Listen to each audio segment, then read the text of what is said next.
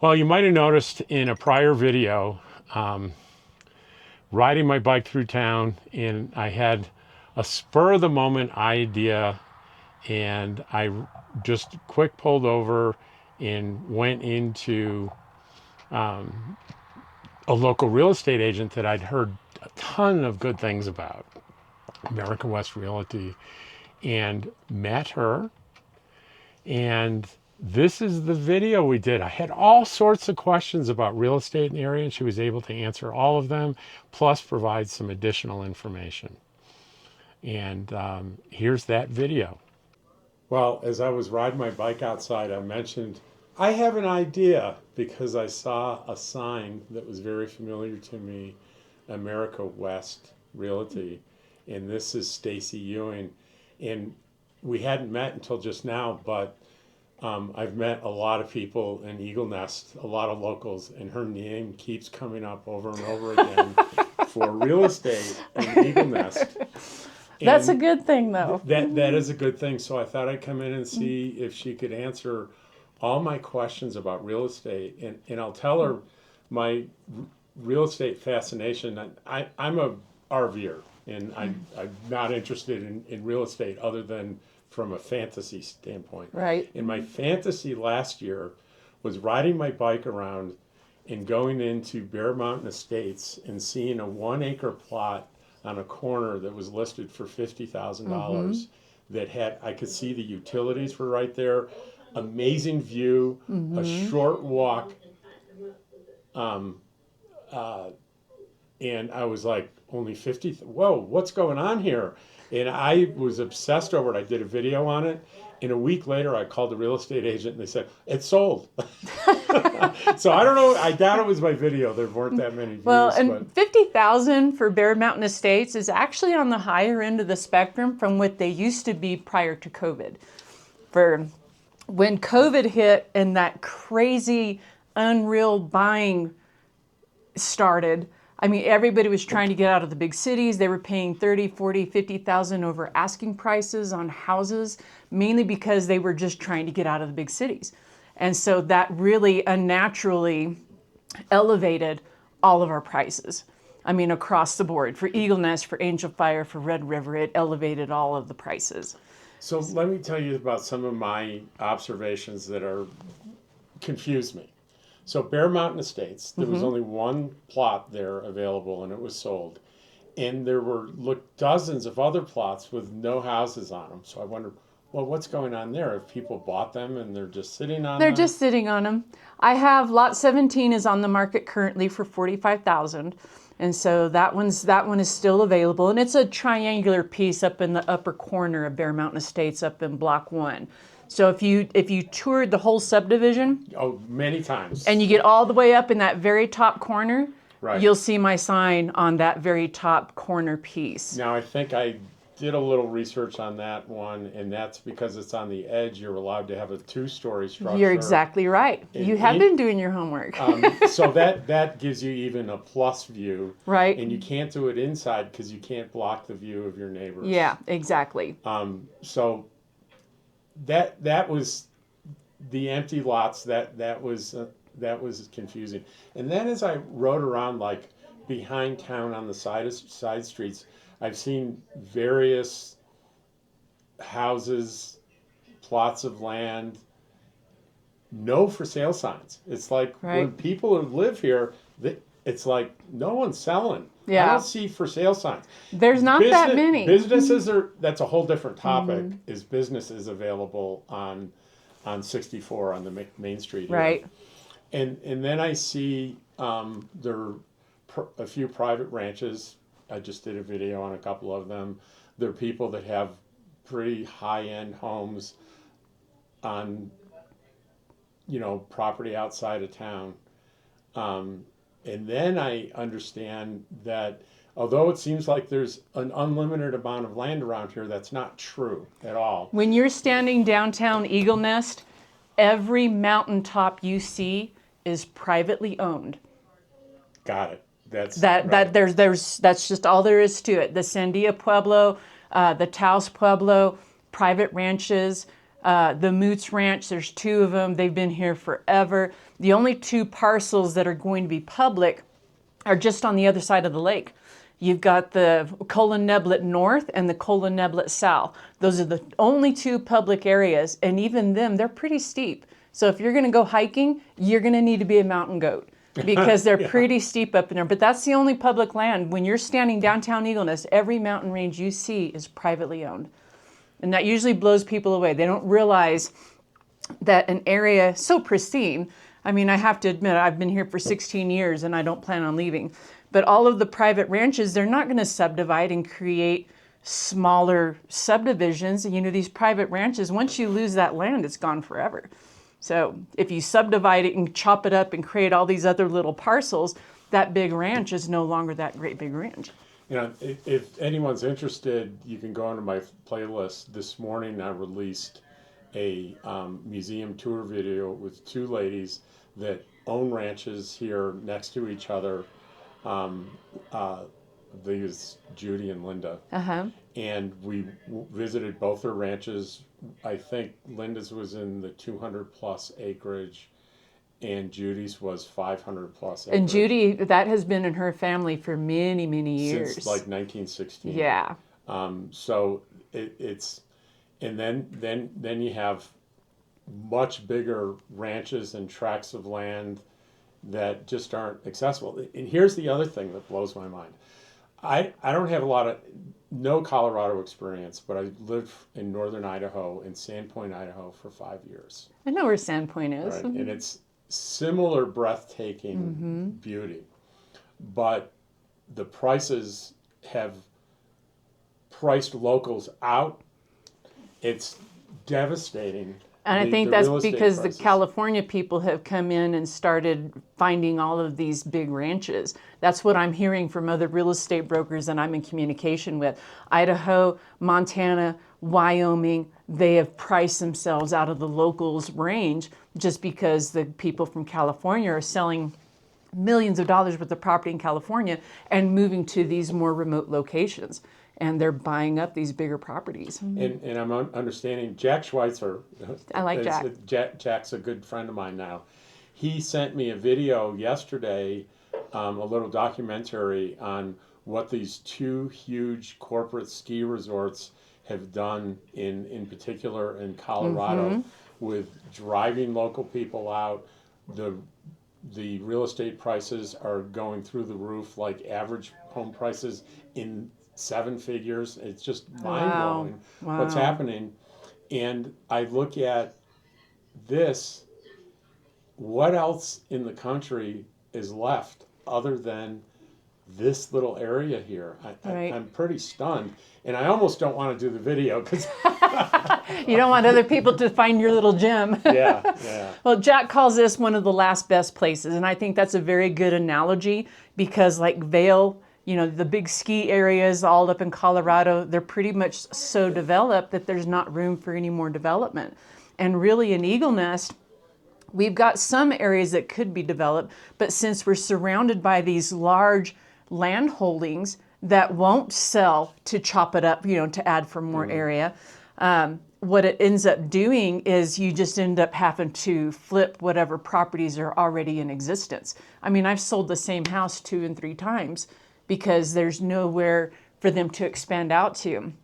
The other drawback that we have here is the elevation. A lot of people will move here not realizing that being at this high elevation does affect you. If you're on a beta blocker, your heart ain't gonna pump faster, your blood pressure isn't gonna go up if you're taking a hike or mowing the grass. And so those beta blockers will cause you to have issues, and I sell many properties over the years just because people, once they've lived up here for a while, they can't do the elevation anymore. And I hate to see that because we live in one of the most beautiful places that there is. Well, then on top of that too, you have to go quite a distance for specialized medical care. Yes, you do. 45 minutes to Taos. You can take an hour and 10 minutes to Raton. There's clinics in Angel Fire and Cimarron, but they're very limited as to what they can help you with. And so our ambulance services here, the nice thing about them, the ambulance services are very well qualified, but they also keep CareFlight on speed dial. Right. Because if you're having a heart attack or stroke, the best way to get you to the best care is to launch you off in a helicopter. And I actually have, even though I'm covered by Super Medicare, I have an AirMed Great. insurance card Great. that is valid in this area in case that ever happens. It's to me. important because we do rely on that service as the ambulance. Well, I'm no longer an EMT, but when I was with the fire department and the ambulance service, we really rely on them to get the best care for our patients as quick as possible. I was a paramedic Oh, okay. Awesome. Awesome. up in Idaho, in Okay. Sandpoint. Yep. I was actually the EMS director in Oh, wow. Bonner County, Idaho. Very nice. So, more questions about real estate. Here's a rumor that I hear is that it may be easy to buy land, but it's difficult to get someone to build a house for you. Yeah, and because our building season is so short, I mean, our frost depths are 6 feet. So you're not breaking ground on anything before May. Typically, we don't warm up enough to even break ground on something. And then you have until about November to get everything done that you need to do to build. And most of our builders are so busy, they can't just pull off of one job to go to another when they've got multiple jobs. So because of the short building season and because of having lack of material, you know, we do have the 2 construction companies over in Angel Fire, but to get all your lumber package in for a quick build, it's just not going to happen quickly. Right. It's going to take 1 to 2 years to build up here just because everybody is so busy. And does that inflate the construction costs because of the remote location? Yeah, it does somewhat. Again, going back because of COVID and all of the materials got, super elevated. I think I've heard that plywood has gone up like 300%. And that's pretty much across the board. Anytime you've got construction materials, whether it be piping or wires, wiring for your house, all of those prices have gotten elevated. So really to build a house now, it used to be like $175 a square foot. It's upwards of $350 a square foot now, depending on your amenities. I mean, if you're putting granite countertops in and slate flooring, of course it's going to be more expensive. But it's still, all those prices are elevated, and until they do start coming down, I have seen a slowdown in building. I know of probably a handful of houses that have built within the last few years, but it's just not that many. What level regulations control building? Is it village, county, state? It is combination? both. So whenever you go to build inside the village, you have to submit your building idea, your plans, to planning and zoning. And I think we no longer have planning and zoning, so now it goes straight to the village council. What they're looking at is making sure that you're meeting your setbacks, you're meeting your snow loads. You need at least a 60-pound snow load on your roof for this area. They want to make sure that all of that is aligning with whatever covenants that you are buying in. And then once they approve of that, they'll sign off on it and stamp it. And then you have to take that to Construction Industries Division in Santa Fe to pull your permit. And then once you pull your permit, then you can, and they approve of it, then you can start your building phase. And what that does is the inspectors will come around every so often, checking every step to make sure that you're meeting all of the local guidelines. This is village level or county This level? is county, the state level. State level, okay. It goes from village level to state level. So the county isn't... No, not so much the county. It's more just the state, because the state is the upper entity that has to approve of everything. Your permit comes from the state. The inspector comes from the state that looks at your stuff to make sure that you're meeting all of the codes and regulations. You mentioned covenants, and I want to talk about that for a minute. Sure. In the context of Bear Mountain Estates, has covenants, which means I can buy land, but I have to follow certain guidelines in order to build a 1,400 square foot minimum, a totally enclosed garage. An attached two-car garage. Right. And various other things. Those are the biggies, but there are restrictions. Yeah. Now, I assume other areas around you can buy property, there are no covenants, but there are those village and state regulations. So anything within village limits, we've got several different covenants in place. We've got Bear Mountain Estates, Holiday Hills 1 and 2, North Lake, West Lake, Childers, Soaring Eagle, Thermoplat, which is the area that my building is in. Once you get outside of village limits, then it's just county regulations. But you still have to watch, because every now and then a property owner, when they're selling, will put a deed restriction on the property, especially if they own the property next door and they don't want you to bring in a single wide mobile home. So Right. There's where I was going. And it's one of the most important things to have a qualified local real estate agent, because you don't want to buy a property and find out that you can't do what you thought you could do when you get there. exactly. So a lot of my listeners are retired, they're RVers like me. I want to ask you about RVs permanently on property and tiny homes.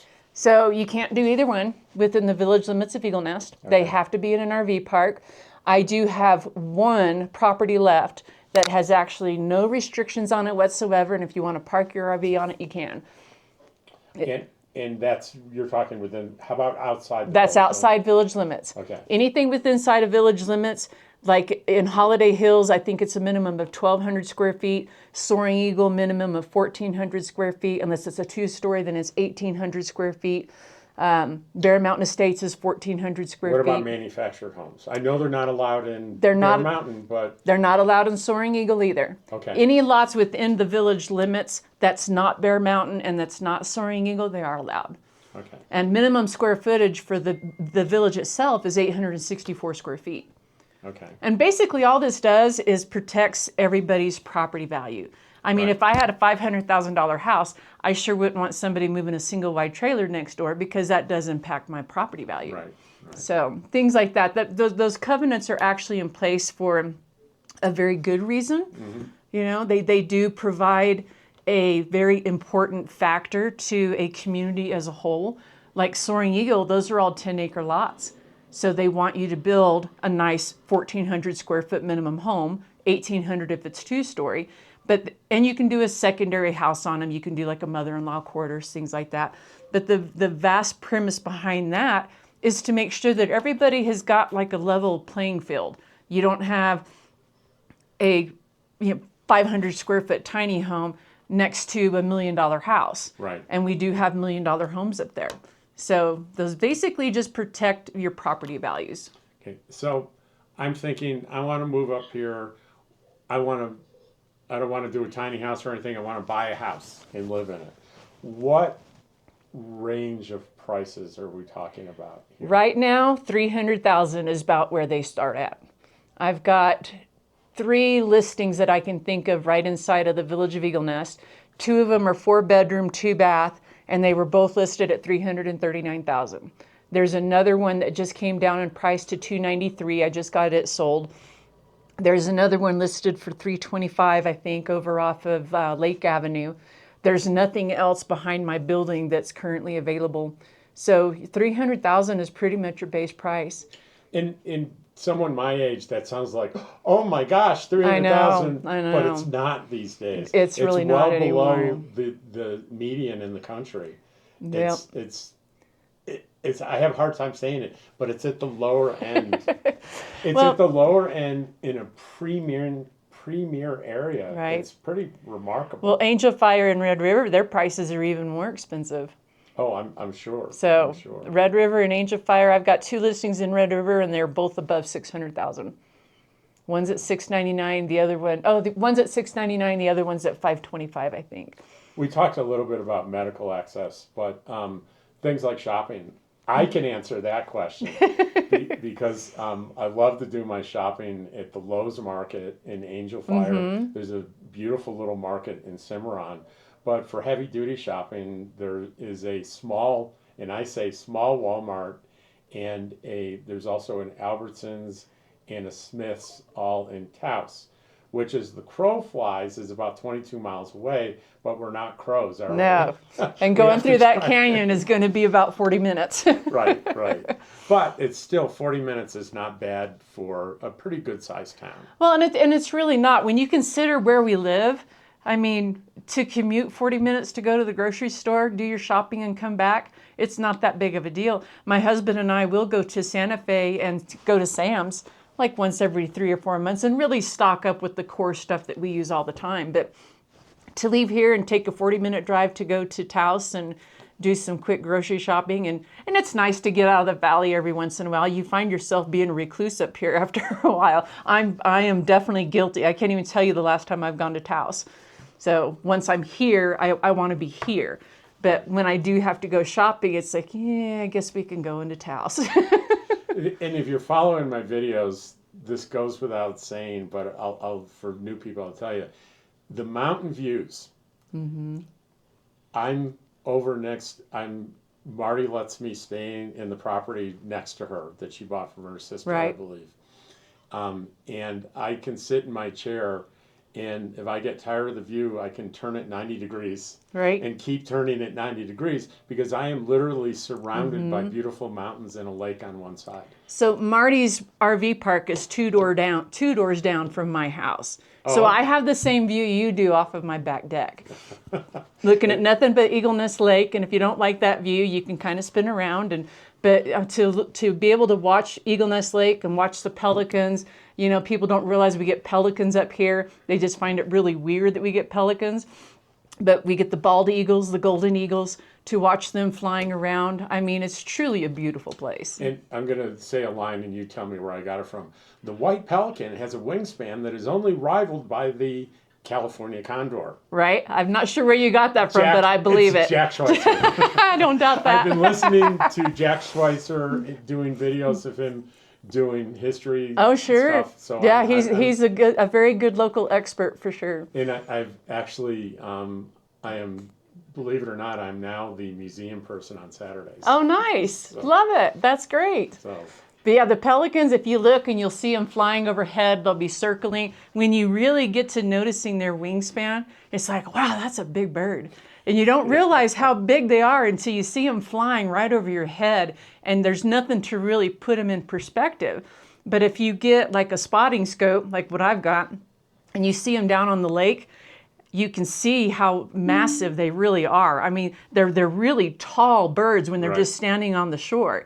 But to see them open up their wings just to flap their wings and stretch, it's like, man, that's a big bird. You don't realize how big they are just because there's nothing around them to put them in perspective. You Yeah. know, you don't have a dog there that you know what size they are, but they're a big bird. And I just think it's cool that we have pelicans at 8,300 feet. so, have I missed asking a good question about real estate? Nothing I can think of. I mean, I've been a real estate broker for almost 20 years. I've lived here for 16. I get a lot of questions asked about RVs on vacant lots, and they're just not really allowed unless you find something available out in the county. I frequently get about once or twice a month somebody coming up, oh, I just want a small piece of land. It's like, let me guess, you want to park an RV on it? Well, yeah, it's not going to happen. I mean, the vacant land that has no restrictions, they're very few and far between. When they do show up, they tend to get snatched up pretty quickly because the fact that there's no restrictions on them and you can do whatever you want. A lot of people find that really priceless. And we don't have any HOAs. We don't have any areas within Eagle Nest where you have an HOA fee, any kind of dues, where like Angel Fire you do, and of course all the condo associations you will. So it's nice to not have those Right. restrictions. And I should have mentioned that when I talked about covenants, I wanted to make it clear that that's not a HOA No. at Bear Mountain Estates. They're just agreements that you sign Mm-hmm. in order to get the property deeded to you. Yeah, they're just rules so that everybody is playing on the same level playing field. And this way you don't have somebody doing a little bitty tiny home next to a 5,000 square foot house. So I'm going to put your contact information on Okay. the screen and in the description. Can people just call you with questions? Oh, anytime. And people are just curious. I don't know whether I want to move up there and they have questions. I answer questions all the time. I get people calling me up asking me what the fishing report is. They'll ask me what the weather's doing. I'll have people call me asking about chamber events. Somehow my number got put on the Eagle Nest Chamber of Commerce as an alternative number. So at least once or twice a week, I will get a call from somebody looking for the Chamber of Commerce. And I've been here long enough, I can answer pretty much any question. But I mean, all my contact info's out there. I don't mind phone calls. I always answer my phone unless I'm already on it. And if you leave a message, I will return your phone call. All right. Well, thank you very Oh, much. thank Thanks you. for your time. It was nice to meet you. Nice to meet you too. Take care. You too. I hope you enjoyed meeting my new friend and finding all about real estate stuff in the Eagle Nest area. It's pretty fascinating, and it's as our friend Jack says, it's arguably the last best place.